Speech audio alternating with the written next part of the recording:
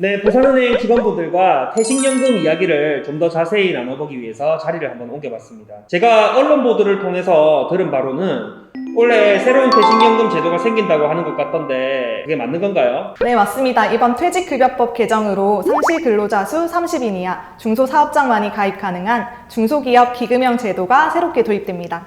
DB하고 DC는 아까 들어봤는데 중소기업 기금형 제도라니 뭔가 기금이 형성된다는 그런 말인 것 같네요. 그러면 이거는 부산은행에서도 가입이 가능한 상품인가요? 아니요, 가입이 불가능하시고 근로복지공단에서 가입 가능하세요. 그러면 근로복지공단의 기금형 제도에 가입 문의가 많아져서 부산은행 퇴직연금 고객이 이탈할 수 있는 거 아닌가요? 물론 기금형 제도가 발생하면서 경쟁력이 좀 심화될 것으로는 예상이 됩니다. 중소기업 기금형 제도는 기존의 퇴직연금의 운용 주체인 기업 또는 개인이 운용하는 것과는 다르게 기금에서 직접 자산을 운용합니다. 만약 내가 현재 퇴직연금의 인기 상품으로 자리매김한 TDF로 운용하고 싶다고 하더라도 우리 회사가 기금형 제도를 운용하게 된다면 나의 개인적인 의사는 반영되지 않는 거죠. 자, 방금 TDF를 말씀해 주셨는데 그 상품이 그렇게 인기가 많은 건가요? 예, 맞습니다. 인기가 얼마나 많냐면요. 요즘에 차 살 때 다들 반자율주행 기능 넣잖아요. 그 정도로 인기가 많다고 생각하는데 태방님 차에 반자율주행 기능 없으십니까? 저는 없죠. 저는 이제 내연기관이죠, 저는. TDF는 목적지까지 자율주행을 하듯이 내가 신경 쓰지 않아도 투자자의 은퇴 시점까지 알아서 자산 비중을 조절해주는 펀드라고 생각하시면 됩니다. 선진국 중심으로 다양하게 분산 투자를 하기도 하고요. 주식과 채권의 비중을 알아서 조절해주기 때문에 자산 배분에 대해서 크게 신경 쓸 필요가 없다는 거죠. 저희 부산은행에서는 계열회사인 BNK 자산운용의 든든한 TDF뿐만 아니라 다른 주요 자산운용사의 상품 또한 여러 가지가 있으니 많은 관심 부탁드리겠습니다. TDF에 대해서 궁금하시면 유튜브에 TDF라고 검색만 하셔도 다양한 내용이 나오기 때문에 이 영상 구독 끝까지 하시고 한번 검색해 보시면 좋을 것 같습니다.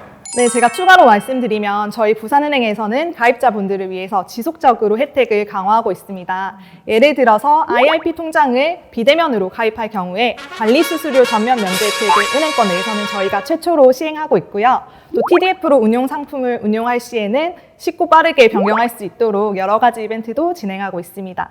네, 저희 영업점에서는 업체와의 지속적인 상담도 가능하시니까요. 부산은행 많이 찾아주세요. 아마도 근로복지공단의 기금형 제도 출시로 인해서 저희 은행권에서도 가입자분들을 놓치지 않기 위해 이벤트를 많이 하지 않을까요? 그러니까 중소기업 기금형 제도가 도입되면 기존 퇴직연금 사업자하고 근로복지공단의 경쟁체제는 저 같은 소비자한테는 더 유리할 수가 있겠네요. 근데 만약에 근로복지공단에서 기금 운용을 너무 잘해버려가지고 수익률이 좋게 나오잖아요. 중소기업 사장님, 근로자분들이 근로복지공단으로 가자고 다 해버리는 거 아닌가요? 네, 맞습니다. 이 중소기업 기금형 제도 진짜 중요하고 좋은 제도인데 만약에 이 근로자 본인이 운영하는 퇴직연금의 재투자 효과를 잘 이용을 하게 되면 또 말이 달라집니다. 실제로 이제 미국이나 호주에서는 개인이 운영하는 퇴직연금의 연승률이 8에서 9%라고 하는데 만약에 이 우리나라에서도 이런 환경이 조성이 되면은 저라도 이 DC형 퇴직연금에 관심을 가지지 않을까 싶은데요. 미국이나 호주는 퇴직연금 수익률이 그렇게 높은 건가요?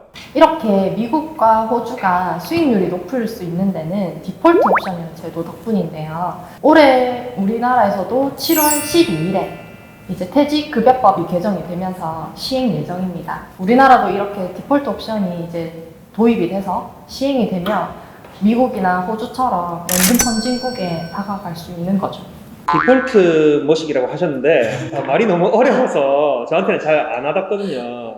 조금만 더 상세히 말씀해 주실 수 있나요?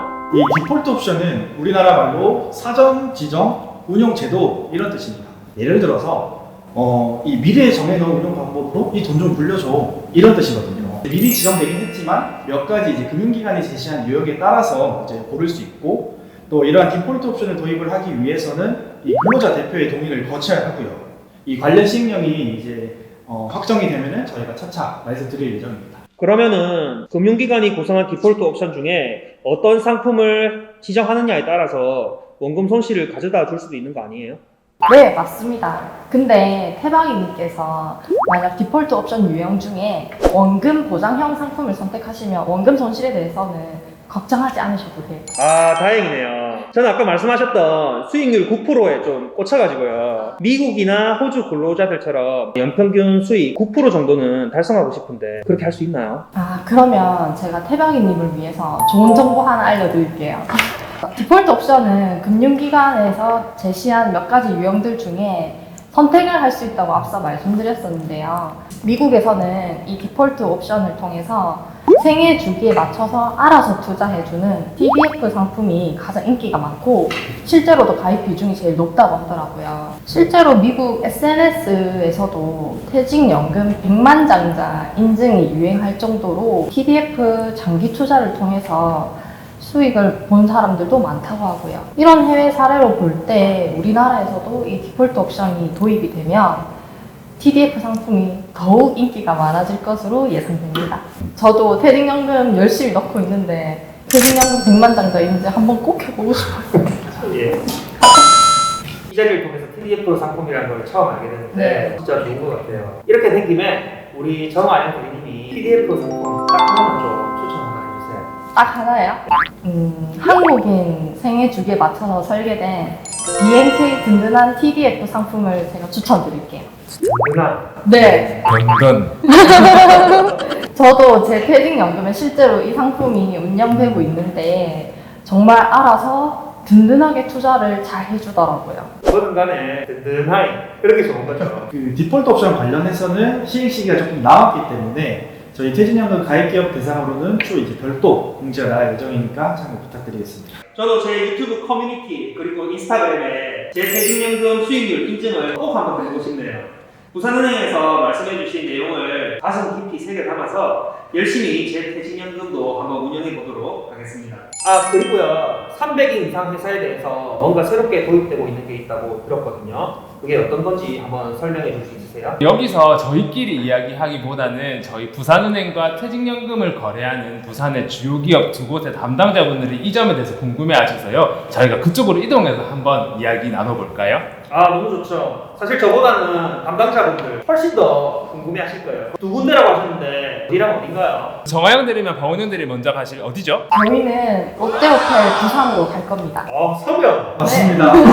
저는 신지현 대리님과 IS 본거로 이동해 보겠습니다. 해운대. 해운대입니다. 바다 맛집입니다. 가보시죠. 가보시다. 네, 우리가 롯데호텔 부산 클럽 라운지에 모였습니다. 부산은행 담당자분 그리고 롯데호텔 담당자분 함께 자리를 했는데요. 부산은행 입장에서는 롯데호텔이 이제 고객님이지 않습니까? VIP이시죠. 퇴직급여법 변경 관련으로 궁금하신 점이 많을 텐데요. 고객님이시니까 편하게 질문하시면서 대답을 얻어가시면 좋겠네요. 네, 알겠습니다. 이번에 퇴직급여법 개정 사항이 너무도 중요하다고 들었습니다. 저희 롯데호텔과 같이 확정급여형 퇴직연금을 운영하면서 상시 근로자 수 300인 이상 기업은 적립금 운영위원회를 구성해야 한다고 들었는데요. 혹시 이게 뭔지 설명해 주실 수 있을까요? 이번에 새로 도입되는 적립금 운영위원회 심의를 통해서 저희 퇴직연금 운용 방향을 보다 더 합리적으로 결정을 할 수가 있는데요. 지금까지는 이제 회사의 퇴직연금을 어떻게 운영할지 이런 기준도 없었어서 사실은 이제 국내 현실이 이 원리금 보장형 상품에만 집중이 되고 있었습니다. 저보고도 이런 회사 전체의 퇴직연금을 운영을 하라고 했을 때 이 손실이 조금 무서워서 아마 이 정기 예금식으로 아마 운영했지 않을까 싶은데요. 퇴직연금 수익률을 보다 높이기 위해서 적립금 운영 계획서 작성을 의무화하고 이를 심의하기 위해 적립금 운영위원회를 구성하는 것이 주요 내용입니다. 그러면은 기존에는 담당자 선에서 판단하고 운영하던 것을 이제는 의사결정 체제를 수립해서 위원회에서 정하게끔 하는 거네요. 그렇죠. 네, 맞습니다. 미국에서는 과거에서부터 이미 투자위원회가 구성되어 있었고요. 퇴직연금 자산 운용을 보다 더 투명하고 합리적으로 퇴직연금을 운용하고 있습니다. 우리나라는 국내 법인 300인 이상 경우에 이제 우선 적용이 된다고 법안이 시행 예고되어 있습니다. 그러면 저희도 상시 근로자 수 300인 이상인 사업장인데 위원회 구성을 언제까지 해야 하는 건가요? 12월에 결산하는 회사로 예를 들어 설명을 드리면 올해 12월까지는 이제 적립금 운용 계획서를 작성해 주시고 그리고 적립금 운용 위원회를 개최해 주셔야 합니다. 저희 부산은행이 보통 6월쯤에 저희가 퇴직연금 적립 수준을 확인하는 보고서를 각 기업에 보내드리거든요. 그 보고서를 받으신 날로부터 6개월 이내에는 위원회를 개최해 주셔야 해요. 그러면 이 적립금 운용위원회를 설치하지 않으면 어떻게 되는 건가요? 위원회를 미설치하게 되면은 단계적으로 정부에서 과태료를 부과할 예정이거든요. 1회 위반하면은 100만 원, 2회 위반하면은 200만 원, 3회 위반하면은 300만 원이 아니라 500만 원을 부과하겠다고 예전 법안에 나와 있습니다. 300이 아니고 갑자기 500으로 확 뛰어버리네요. 네.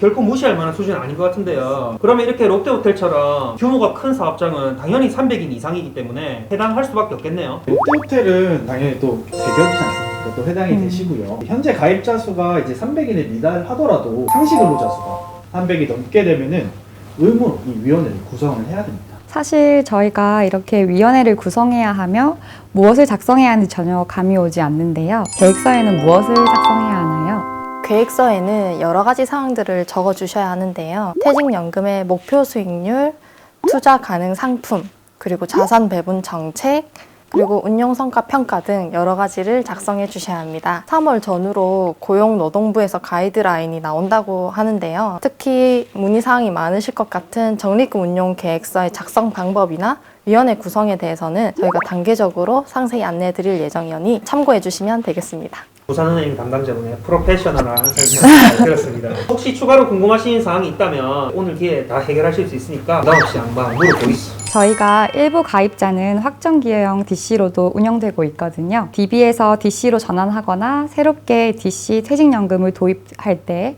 퇴직연금 계산에 있어서 이슈가 있다고 들었습니다. 만약에 내가 DB 퇴직연금에 가입되어 있다가 임금 피크제 등으로 이제 DC형으로 제도를 변경을 해서 과거 퇴직금을 모두 적립하는 경우에 이 근로자분들께서도 반드시 잘 확인을 하셔야 되는 부분이거든요. DB에서 DC로 넘어갈 때 DB에서 계산한 금액을 DC에 적립을 하는데요. 이때 DB 계산 방법과 DC 계산 방법 중에서 더 큰 금액을 기준으로 적립을 해줘야 한다는 것이 핵심입니다. 근로자분들은 이런 내용을 잘 알기 어렵기 때문에 기업의 퇴직연금 담당자분들이 이 부분을 좀 잘 알아주셔야 될 것 같습니다. 특히 DB 같은 경우에는 평균 임금이라는 개념이 들어가서 조금 어려우실 수도 있는데요. 부산은행 유튜브 채널에 보시면 평균 임금에 대한 영상이 있으니 참고해 주시면 더 이해가 빠르실 것 같아요. 네, 여태까지 내용 한번 들어보니까 저로서는 이해하기가 정말 어렵네요.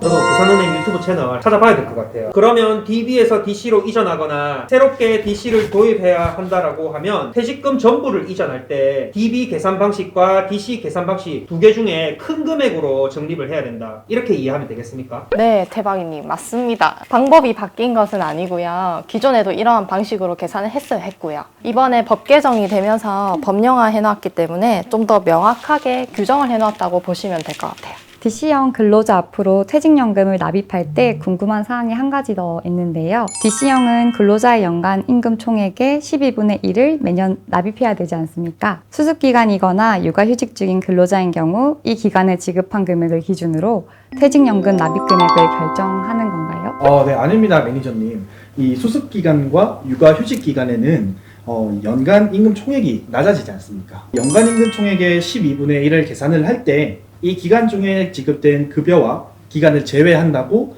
2022년 4월 법 개정 사항에 명시해 놨습니다. 덕분에 말씀 잘 들었습니다.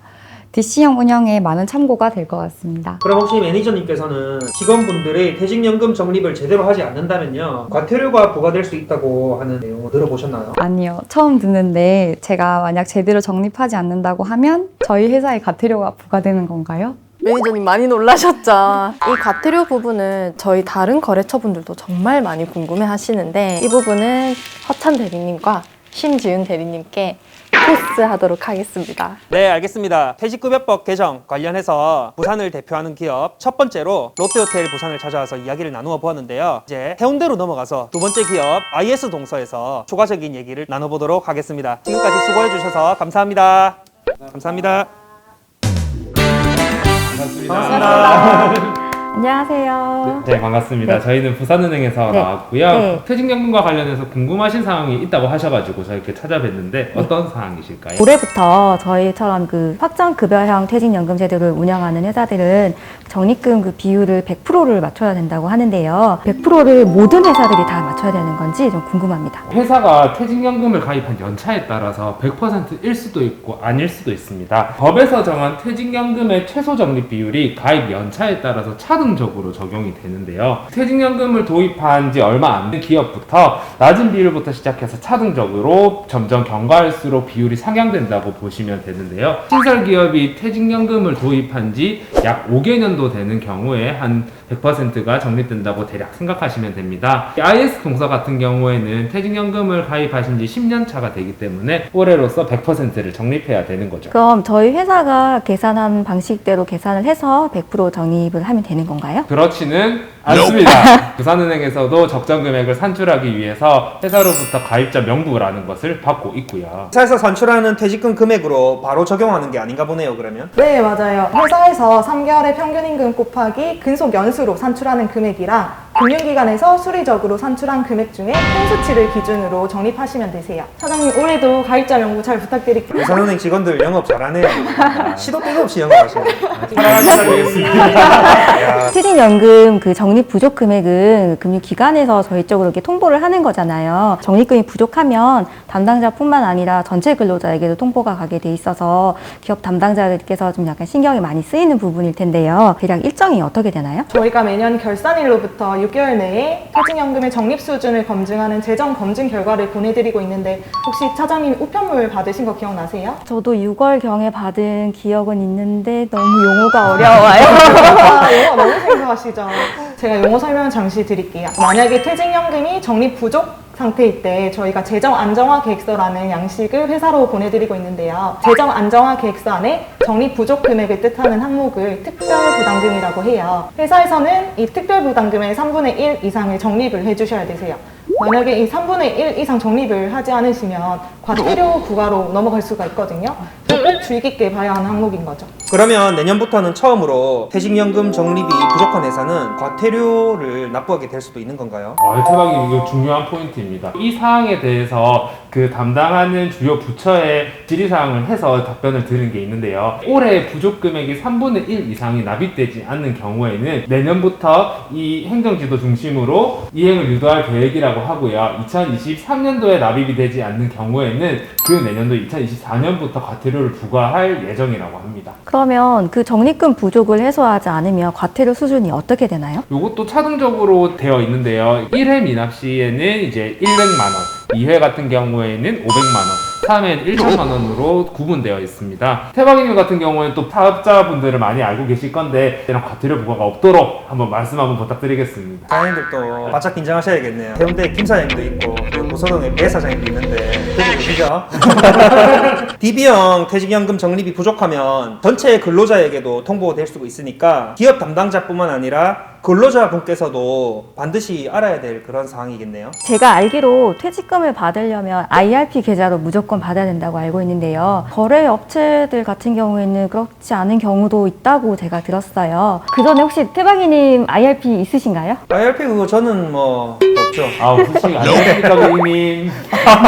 저희 영업점 오시면 네. 제가 도와드릴게요. 사장님 질문해주신 내용 제가 답변 드릴게요. 기존에는 회사에서 퇴직금을 지급할 때 퇴직연금 가입 기업에서는 IRP 통장으로 그리고 미가입 기업에서는 입출금 통장으로 퇴직금을 지급해 왔었는데요. 근태법 개정으로 인해서 이제는 퇴직연금 미가입 기업도 IRP 통장으로 퇴직금을 지급하셔야 되세요. 그래서 어떻게 보면 모든 근로자분들께서 IRP 통장으로 퇴직금을 지급받으시고 또 필요에 따라서는 연금으로도 수령 받으실 수 있는 거죠. 자, 그럼 제가 한 가지 궁금한 게 계속 과태료 부분을 언급하게 되는데 혹시 IRP로 그 퇴직금을 지급하지 않는다면요 과태료 부과나 법적 제재 같은 걸 받게 되나요? 방금 말씀하신 부분에 대해서는 과태료나 법적인 제재는 없거든요. 근데 이제 이거를 담당하는 업무 담당자분이나 기업의 사장님 같은 경우에는 억수 불편할 수가 있습니다. 얼마나 불편해질까요? 예를 들어서 5명이 퇴사를 한다라고 생각하면은 이 5명의 IRP 은행이 다 각자 다르다고 한다면 그 은행에 가셔서 점심도 못 드시고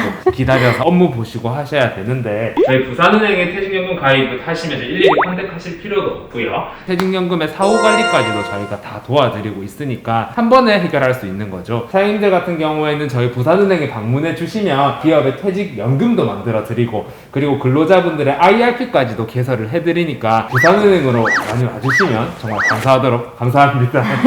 혹시 IRP에 꼭 지급하지 않아도 되는 예외적인 사유가 있을까요? 네, 예외적인 사유가 있습니다. 퇴직자의 나이가 만 55세 이상이시거나 아니면 이제 퇴직금이 300만 원 이하인 경우에 IRP 통장에 지급하지 않으셔도 되세요. 부산은행 덕분에 근로자 퇴직급여 보장법 개정 궁금증이 많이 해소가 됐습니다. 감사합니다. IS 동서의 부산지사에 사무실에 들어와서 좋은 구경도 하고요. 부산은행하고 부산의 주요 기업의 담당자분들과 함께한 근로자 퇴직급여 보장법의 주요 개정 사항에 대해서 한번 살펴봤거든요. 저 또한 정말 유익했던 시간이었던 것 같아요. 앞으로도 기업의 담당자분들과 오늘처럼 여러 가지 좋은 영상을 만들고 싶다는 생각을 했고요. 혹시 이 영상을 시청해주신 우리 구독자분들께 드릴 수 있는 추가적인 정보가 있을까요? 오늘은 저희가 시간이 조금 짧아가지고 퇴직연금의 세제 혜택 같은 거는 설명을 못 드렸거든요. 혹시나 궁금하신 분이 있으시면 저희 부산은행으로 내점해 주시거나 연락 주시면 자세하게 설명해 드리도록 하겠습니다. 알겠습니다. 저도 나중에 40년 만기 담보대출 받을 때 부산은행에 한번 가야 되거든요. 대출뿐만 아니라 퇴직연금에 대해서도 허찬 대리님께 상담을 한번 받아봐야겠네요. 네, 여기 또 제가 명함을 한 개 또 이렇게 알고 또 이렇게 또 영업을 1타 2피를 또 하시네요. 퇴직연금의 새로운 가치를 전달하기 위해서 태박이님과 함께했습니다. 궁금한 점은 저희 댓글로 달아주시면 저희가 자세하게 설명을 드리고요. 다음에는 부산의 또 다른 기업과 함께 새로운 내용으로 한번 찾아뵙도록 하겠습니다. 감사합니다. 감사합니다.